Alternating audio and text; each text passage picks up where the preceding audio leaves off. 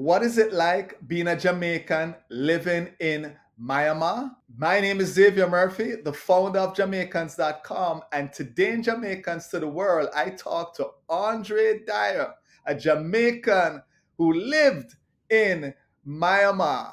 Andre, how are you? And hopefully I got the names right because I know the name of the country had changed. But how are you, sir? I'm doing great. I'm doing great.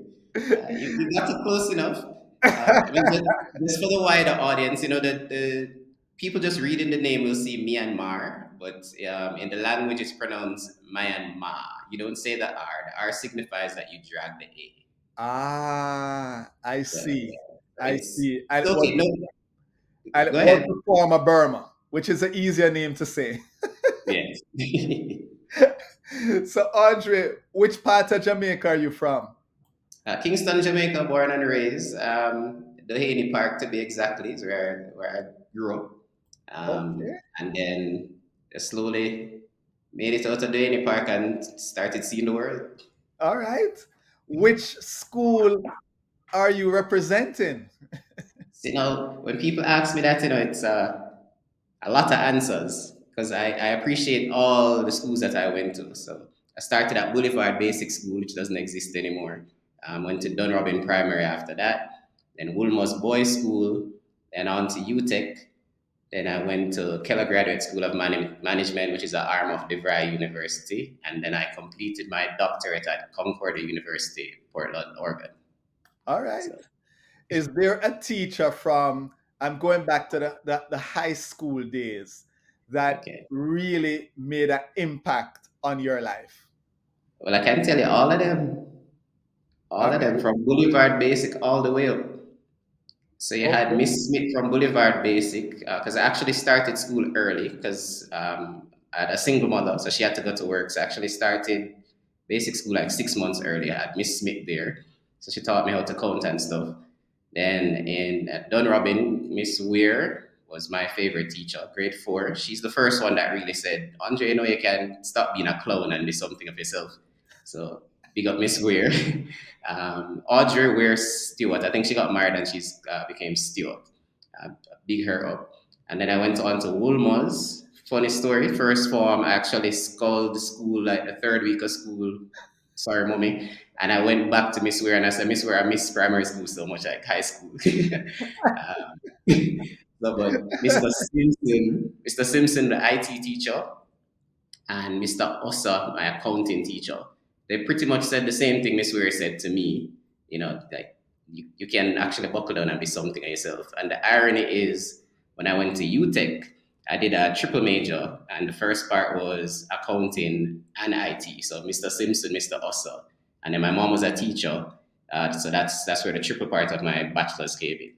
So, Wow. um, Wow. so and they have no idea that they influenced me. So maybe when they see this, big up yourself, Mr. Simpson, big up yourself, Mr. Ossa. Uh, So, so Lumerians out there and folks who have gone to Dunrobin, you said, and all the schools you mentioned, make sure you mm, share this with all of those teachers so they know the influence they had. especially Miss Weir, especially Miss Weir. Miss Weir, Miss Weir ripped me a new one. So, and thank you so much, Miss Weir. Nice, nice, nice. So, tell us about your journey. I know right now you're not in Burma. You're actually in Yes. Mongolia, sorry. But we're going to talk about the Burma part of the journey because you have lived in quite a few places. And we'll get to that in a minute. But how did you get to Burma?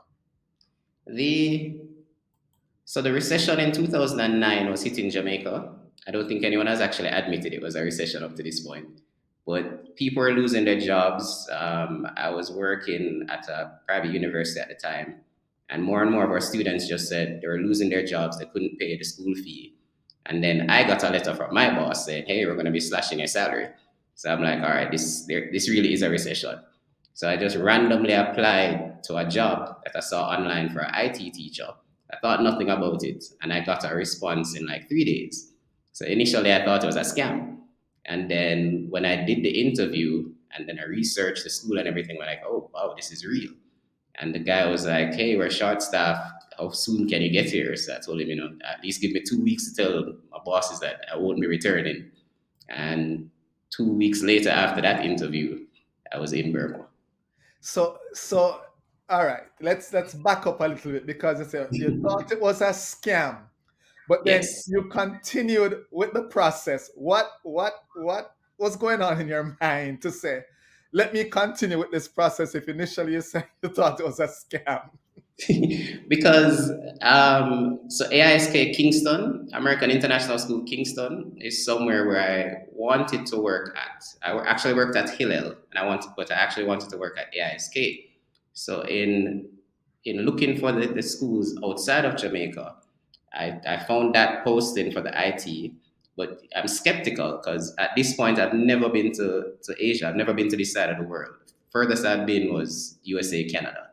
So doing the interview, because I was curious like what they're coming with, So do the interview, I'm like, all right, this is seems legit. When they send me the plane ticket, I'm like, all right, this seems really legit. um, and then I had a Delta account, and it was a Delta flight. So I logged into my account and I saw all the details and everything. I was like, all right, this seems legit. So did you look up Burma, or did that ever come to mind before you applied for this country? Ever came up there? Not before, but when I got the link for the interview, because it was on Skype. So when I got the date and time for the interview, that's when I started looking up the country. And the first thing I saw were military tanks. And so at the time, there was a protest going on. And I'm like, oh, wow. But I'd already committed to the interview. And Right. I'm the type of person, my grandmother said, if you commit to something, follow through. I Even if hear it's you. something that you don't want to do, if you got already given your word, follow through. So I followed through. All Yeah. right. All right. So tell us a little bit about the people in Burma. To this point in my life right now, the most friendliest, loving people ever, like I've ever come across. Um, and even though there was a language barrier, you never felt out of place. People will just. I'll give you a story. So Burma has a monsoon where it rains for a long period of time. Mhm. If you're walking and you don't have an umbrella, a random person will just come out of the house and give you an umbrella and go back into their house. Like that type of thing.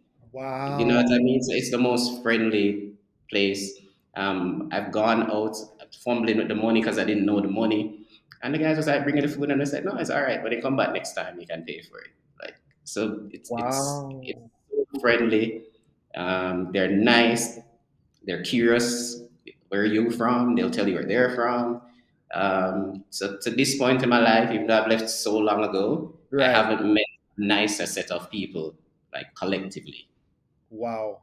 Nice. Nice. So the in terms of customs, did you find any interesting customs that the people in Burma practice that you say, oh, this is cool, or this is interesting?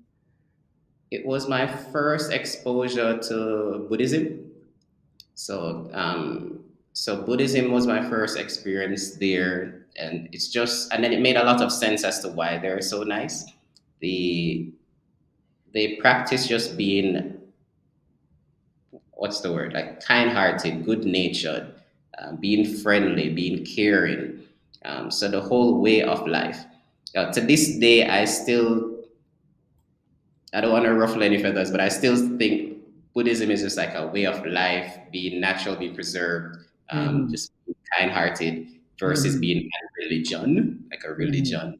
Like Hmm. I don't see it that way based on my experiences, because Okay. they just want to be the best that they can be, Okay.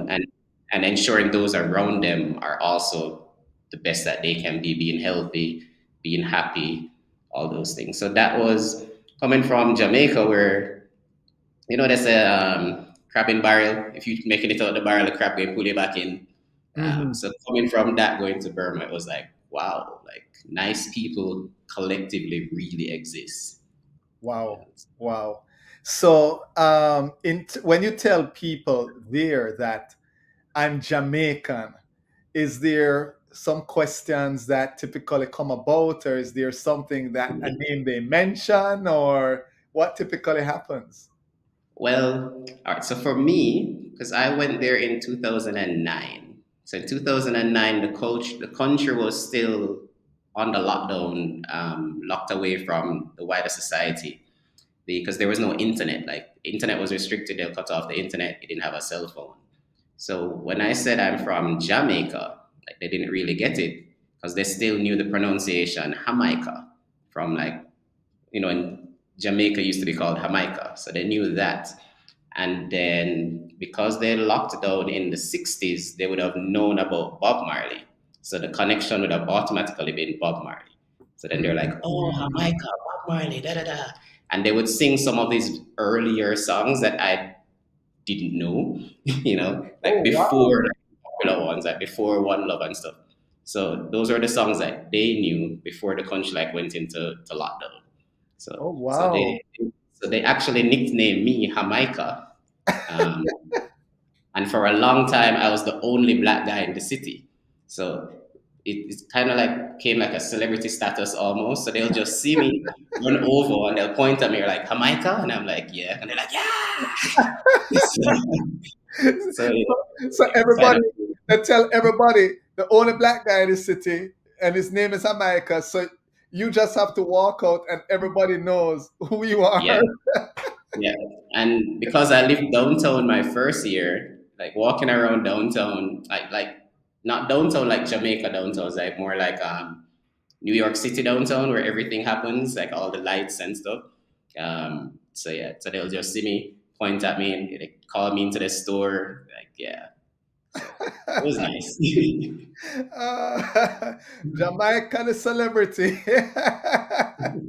So, switch it up a little bit. Tell us about the food. What was the food like? And if you could Ooh. name maybe a dish or two that you say if you go to Burma, you got to try these two dishes, or that's one dish. So, all right. So I'm allergic to pork. I cannot digest pork. If pork goes anywhere near me, I get sick.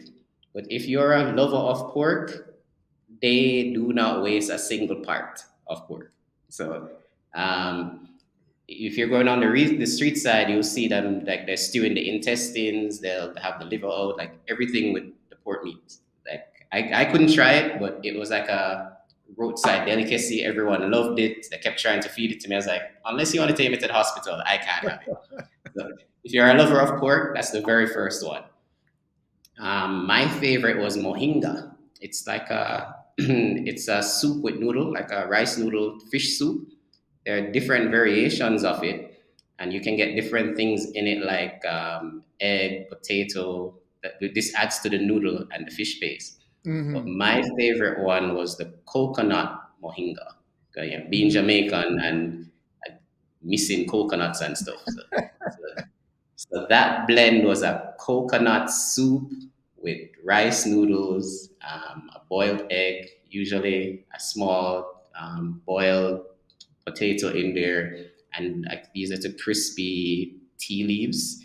Okay. Um, it's exotic. That's all I have to say. I can see the eyes got bright, and you're thinking about it, like, yeah, I would do that right now. I would have some. Right now, morning, noon, or night, any day of the week. Yeah. Coconut mohinga. But there's so many dishes for Myanmar.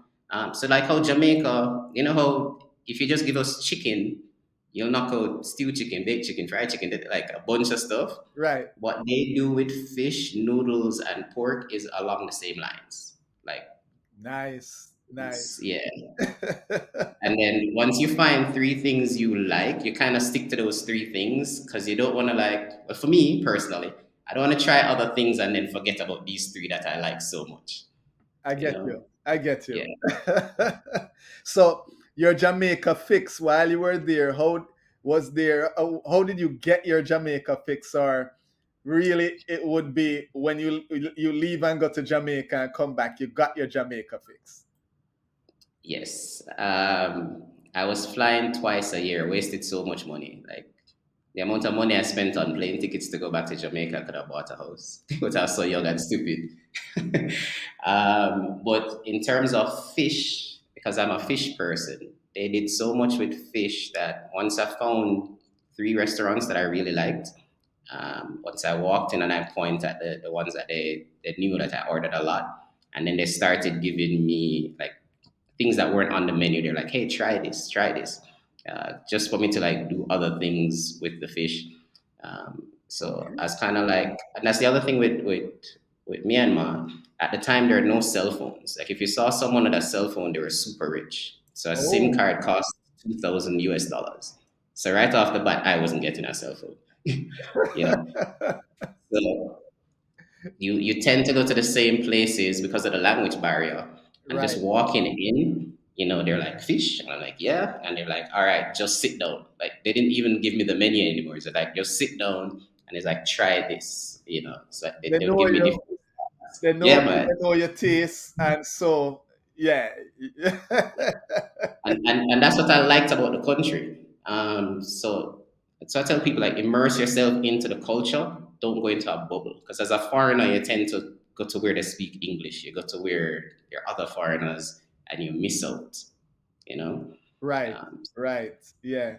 So in terms of music, what type of music were you hearing during that time there? Everything because of my students. So my students, when they traveled, they would load up. Them days you had memory stick. Those days you had the 2 GB. The 2 GB was the largest you could get. Sounds ridiculous now, but you load up at 2 GB, and they come back with like 40 songs. So they'll even when Bounty Killer did that mix with No Doubt, I think it was. Like that's the first time I heard that song. I was like, "What? Bounty Killer did a song with a rock group?" Rock. Yes. Yeah. Did it So win a Grammy? I'm trying to remember if it won a Grammy. It couldn't. Know. I don't. I think so because it was huge for a long time. Yes. Um, You know. And then the ripple effect is when the kids traveled and came back with the music, because they would share the music with each other. If you went to a club, chances are you heard the music in the same order that your students shared it with you. And they're like, all right, I have this memory stick. So,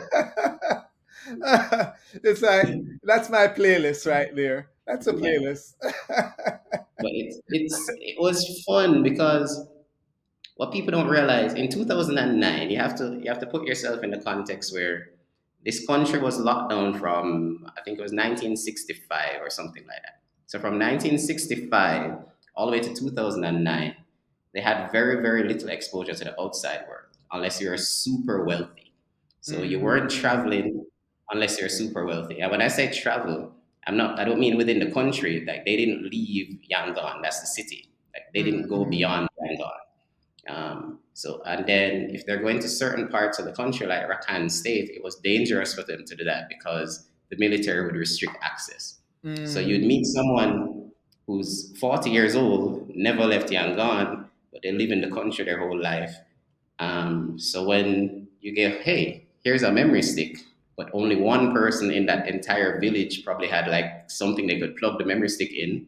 Um, the old iPods where you could stick the gray screen. You Right, could stick right. your memory stick in there and they listen to the music before speakers actually like could be played for projected. That was their exposure to another culture, Wow, you know. So you wow, had to put all that into context wow. because when I realized it was real, because I coached the girls football, one of the girls went into a tackle and I heard the snap. And I said, all right, something just broke. We need to get her to the hospital. And they're like, no, no, no, she's fine. I was like, no, like I heard the snap, right? It wasn't a major break. She actually broke her fibula. At the time, we didn't know that.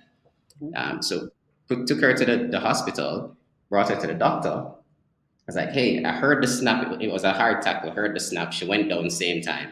And he's like, oh, no, just put some ice on it. She'll be fine. I was like, no, no, no. Can I get an x-ray? At least give me an x-ray. So peace of mind as the coach. I can tell her parents, if she's fine or not. He comes back with the x-ray and he goes, see, she's okay. it was the old X-ray that only showed the two major bones in the foot, like the front on your shin and the back, and everything else was black. And I'm like, Wow. wow, like this is the X-ray from like the 50s. Right. Like that's the most modern X-ray they have. I was like, I can't. I can't even argue with him because he's the doctor and he's Right. showing me the Right. X-ray. But I know there are other bones in the foot minus those two major ones. So the nurse, she studied in Thailand. The nurse goes, "Hey, I think it's broken too. I can give her some morphine for the pain, and parents would have to fly her out of the country." So because the girl had a phone, I'm like, "Hey, call your mom because I'm not going to give you morphine without permission. Call Right. your mom." Right. Yeah, so she calls her mom. Mom's like, "Yeah, give her the morphine shot, and she's gonna book a ticket right now." And I'm like, "All right, great." So Wow. thank goodness that nurse was there and she was exposed. But that's to show you like how isolated and locked down the country was. That even the doctor still believed Right. that there were only two bones in the foot. Wow. Wow. Cost of living. Tell us a little bit about what the cost of living there was like. Ridiculously cheap back then. My friends have told me that it's kind of normalizing now. Normalizing as in with the rest of the world, the rest of the world with inflation and stuff. But back then, a good job you earned $1 a day, like $1 US for the day.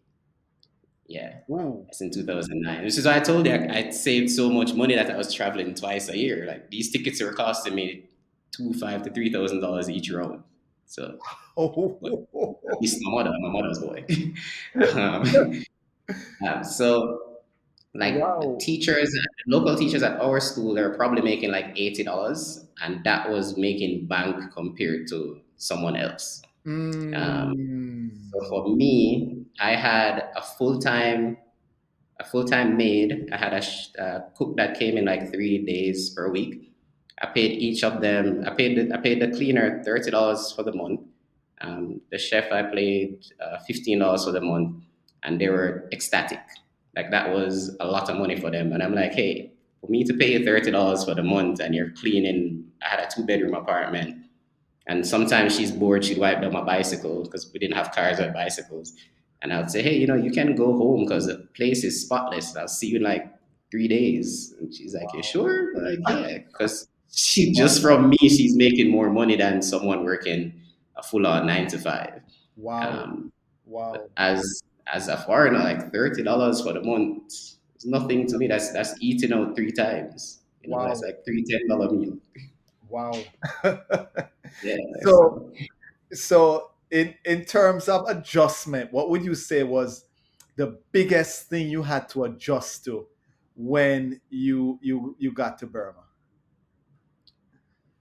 The biggest adjustment when I just got there would have been the weather, because Okay. being from an island, it used to rain, it used to hurricane, but the Right. monsoon took me off guard. When we say it rained for 3 months straight, non-stop, it literally means 3 months straight, non-stop, morning, noon, night. The only thing that changed is the density and the volume of the rain. So Wow. I quickly had to get flip flops because you're coming from Jamaica, you have your crystal shoes to go work. Yeah, those got ruined in like 2 weeks. So I had to buy flip flops. So that's the reason. Like all my Jamaican friends that would see me come back home, I'd only wearing flip flops. And they're like, "Man, you wear so much slippers?" Because that's that way. That was the first one. It, The power outage, the power would go out all the time. The power would go out. So once the city circuits reached its limits, they'll just turn it off for it to deshed, and then they turn it back on. So you would be, mm, as an IT teacher, that's yeah. very difficult. I can imagine. Very difficult.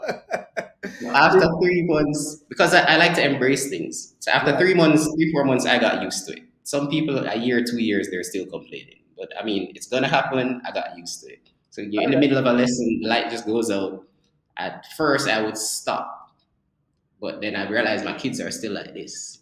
And then I'm like, okay, when the power goes out next time, I'm just gonna keep teaching. So the power goes out, but I just kept teaching.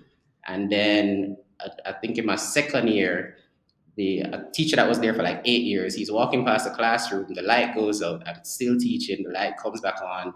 I dismissed the class, and he just comes over and he's like, "Yeah, man, you've been here a long time." Like he would just, you "What are you get talking about?" He's like, the light went out, and he didn't even break a stride. He just kept going. you got a So stripe. You got a stripe that day. yeah, because usually you just stop and, oh, when is the light coming back? Like no, you just keep going. was it And the was third it was it depressing the 3 months of rain? Because I can't imagine, just having 3 straight months of rain. How was that? having friends got you through it. Like Okay, people okay, were there already. okay, Because after a while, you don't even realize the rain's falling.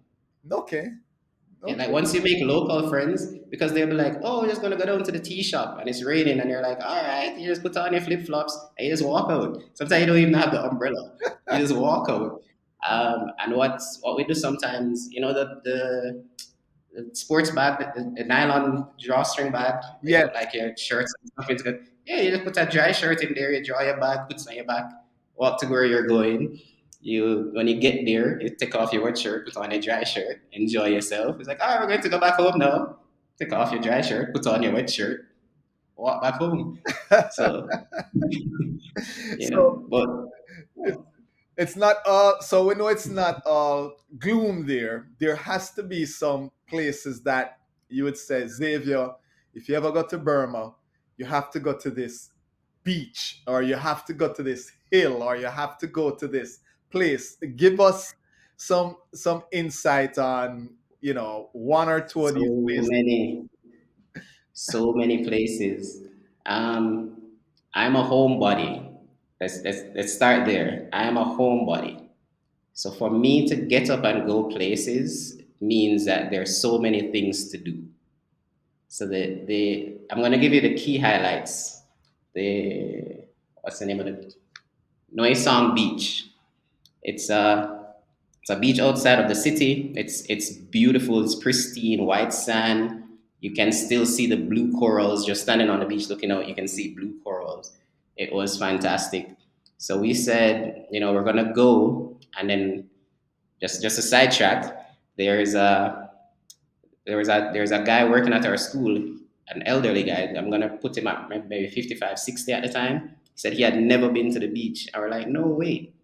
Like, there's no way you can live in this country. It's such a beautiful beach and you've never been. Because remember, I tell you, like, they don't leave the city. Right. Um, so we did all the paperwork. I had to ask permission to go through like the roadblocks and stuff. And we did all the paperwork and said like, "Yo, you're coming to the beach with us." And he's like, "All right." He said he couldn't afford it, which is one reason. I'm like, Shh. Between our friends, like, we'll pay for you because it costs us like $3 each to pay for it. By the time Mm, it rolled around to go to the beach, like five other guys popped up, male and female. They're like, "We've never been to the beach either. Like, can you take us too?" you know. road trip. So and yeah, that's what it became. So it went from just driving in a little SUV to getting like a minibus. Um, and then to make it official, we convinced the school director, "Hey, like, give us a school bus. Let's just make this a school trip for these guys." And it turned out to like I would just sponsor one person, and other teachers sponsor another person. So we paid for their transport, their food, their hotel. And to tell you, like, to see grown-ups at the beach like little kids and like tipping Wow. their toe in the water, like, wow, like, yeah, That that must that have was been feeling for me. amazing. Yeah. And it just started with us asking this one guy, like, "Hey, you coming on the beach trip?" And he's like, "No, I can't afford it. It's too far." And yeah, Wow. we made it like a weekend experience for them, and they loved it. So Unforgettable for them. yeah. Unforgettable. So Noisong Beach stands out for me all the time. Okay. Second would be the safari. I'm trying to remember. Naypyidaw, that's the name of the city. So Naypyidaw, it was supposed to be the next capital. So if you look up Naypyidaw, a lot of the early titles will say the ghost city of Myanmar. I don't know if there are people there now, but it was this great city that they built, but no one was there, like nobody. Mm. But it had this zoo, this safari, and we went there. And when I say like everything 5-star level, like top notch, So top notch. I can probably find a photo of this for you. There's a white lion. I've never seen a white lion before, and he's just rubbing his head on the cage, and he's just growling. So we're like, what's wrong with him? He's like probably has like a itch behind his ear. So he's in a cage. You Hmm. have the grass, but like tiny little rope on the grass, like not even ankle height. So of course, me just looking at this lion in discomfort, I step over the rope, walk up to the cage, and I like start scratching behind his ear, and the lion is like, ah, and he's just getting into it, like he's like roaring, and I'm like getting in there because. And then Wait. one of the So was how you so brave? How you so brave to the, put your hand in a I cage? just saw him like rubbing his head on the cage. So like one of the zookeepers come around and he's like, "What you doing?" And I was like, "I'm scratching behind him ear, like he clearly has an itch that he can't get to." And he's like, "Come up behind the rope." And I'm like, "What rope?" And he points at the little ankle height rope on the ground, and I'm like, "Oh, but he's in a cage." So I walk back, and then like after I leave, like you could see like the lion turning and looking at me like, "Why you stopped?" Like, all my friends are like, "You're crazy." Oh, that is So totally crazy. Well, but yeah, two places, the beach and the city where that was built, you said, and barely anybody was built to accommodate a lot of people, but barely anybody there. yeah, and all the pagodas there are fantastic. Okay. Shui Pagoda, it's historical. I think that's one of the oldest pagodas.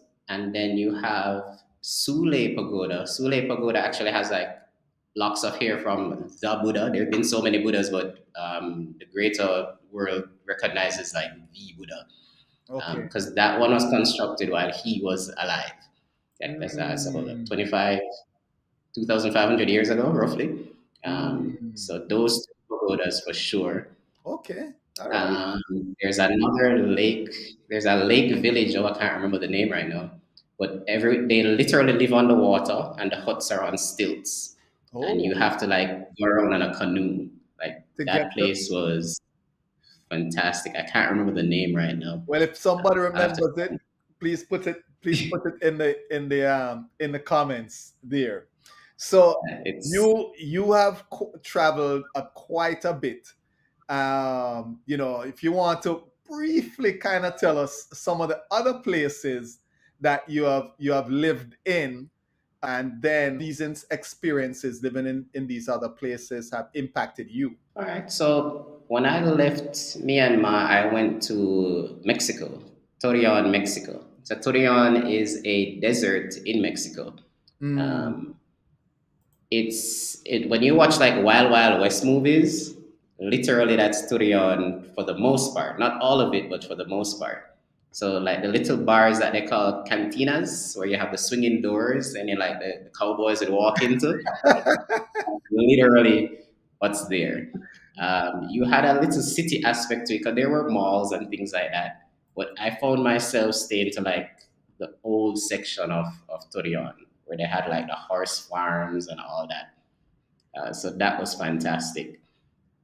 The after Torreon, I went to Kuwait and I stayed in Salmiya, Kuwait. So that is like city version of Middle East. But this was a proper desert, proper desert. Um, and my first sandstorm, I can tell you, I was just walking to the mall, like, and then I just realized like people just start disappearing. Like in a horror movie, you're walking and you see people and then you don't see anybody. So I'm like walking, I was like, where everybody gone? And then I just saw this lady looking at me through a glass door, like, wow, I'm outside. And then I just start feeling like the little sand specks, and I'm like, what is this? Because I'd never experienced a sandstorm. So I dip into a building, and a guy's like, "You're crazy." I'm like, "What?" And he's like, "It's a sandstorm." I was like, "I can't tell. Like, I don't know." So, so yeah, it was fascinating. And then I saw mud rain for the first time there, like because of the dirt, and it's the opposite with vapors. But then the sun goes up, but then it comes back down in mud when it rains. Oh, really? No idea that that happened. So the day I went to work, I left my windows cracked, came back. Psh, I had to clean like 3 days of cleaning. It was like Mud dirt. So it's like heel, but instead of heel, it's mud. it's raindrops, but it's mud. So Wow. the rain drop with mud. So when it drops, it splats, and then you know how rain blows in, so Yes. it would blow in through the vents. But when it's hitting the vents, because it's water, it's like splattered all over the apartment. So Wow. yeah, 3 days. I never went to work again and left anything cracked. Like everything was closed, clogged the bottom of the doors. So yeah. Um, and then yeah, other than that, it's just normal place like Canada, USA, and then Okay. now I'm in Mongolia. Mongolia is way different from all the other countries I've been to in terms of the weather. So when I came here, it was the hottest day of summer. I knew it got cold, but landing on the hottest day of summer, I was like, that's so bad. You know, like 3 weeks in, you start getting a little wind chill. And you're like, yeah, man, can tolerate this. This is like Christmas breeze in Jamaica. Then 2 weeks after that, you start seeing like the little snowfall. Like, oh, snow, yeah, used to that. You get that in America. And then the temperature just went like in one day, it's like drop. And then the snow became ice. Like it wasn't snow on the ground, it was literal ice. And you're like, wow, it's cold. So, you know, I'm speaking to like the local teachers here, and they're like, it's not cold yet. What are you talking about? Like, winter don't start as yet. I was like, you crazy? It's like 15 degrees, like 15 degrees Fahrenheit. Like, and they're like, no, it's not cold yet. It's like, yeah, it's just early. It's like late November. Like, Short- this Shorts is weather. This nothing. is this is the shorts weather. Yeah. And Christmas Eve, Xavier, Christmas Eve, the temperature was negative 38 Fahrenheit. Negative 38. Wow. And I'm like, okay, this must be winter. And they're like, yeah, yeah, winter is here. And I was like, all right, because we're at negative 38. And then I think it peaked at negative 43 or something like that. Coldest, I think coldest recorded temperature or something like that is Mongolia, right? Something like that. The, You know. There are, I think, on the wide scale, but there's a city up north going towards Russia. They said that's the coldest point. It's always cold. I'm trying to remember Wow. the name. It's not Mm. Kiev, Uh-huh. but it's towards Russia. So Right. when we were like, In the same it's region then. negative 43, yeah, we're like, it's negative 43. And then you have guys here who've been to Russia. They're like, no, it's not cold like Russia. Oh. And I'm like, I'm just going to stop talking to you guys about the weather because this is my limit. And then, so so from all the travel experience, what advice would you tell anyone who is like, listen, I'm gonna have, I'm moving to another country. What advice and how has these travels impacted you? always embrace yourself in the culture. Try to make at least 3 to 4 local friends. If you're gonna live there, like try to make friends. Like, I tell people that all the time.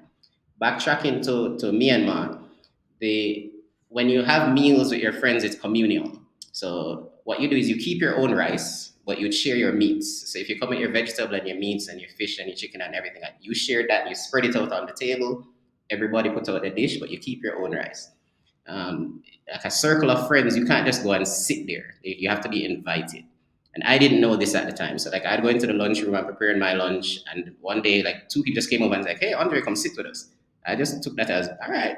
Just went and sat. I knew the communal structure, but you know, Jamaicans, we have our rice and we drop our meat and gravy on top, so I couldn't share anything, Right. right? So I said, it's fine. So I went back the second day in anticipation of being eating with them. So, you know, I go, I put my meat and everything. About a week after this, one of the foreign teachers came to me and he's like, hey, you're being disrespectful at lunch. And I'm like, what do you mean? He's like, you can't just go and sit at the table. Like, you have to be invited. And like, well, two people actually came and asked me to sit with them.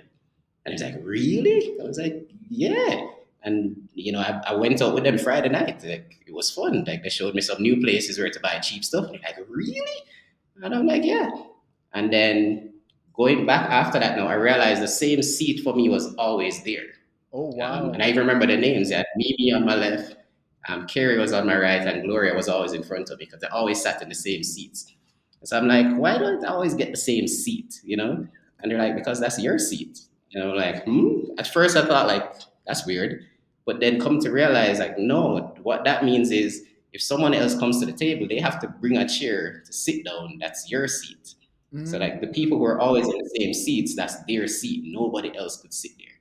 And I'm like, oh wow, that's So from that experience, going to like Mexico, being invited into a house, not wearing your shoes in there, like little things like those that right, you take for right, granted. right. People come to your house and you walk in the place with your shoes, like little things like those.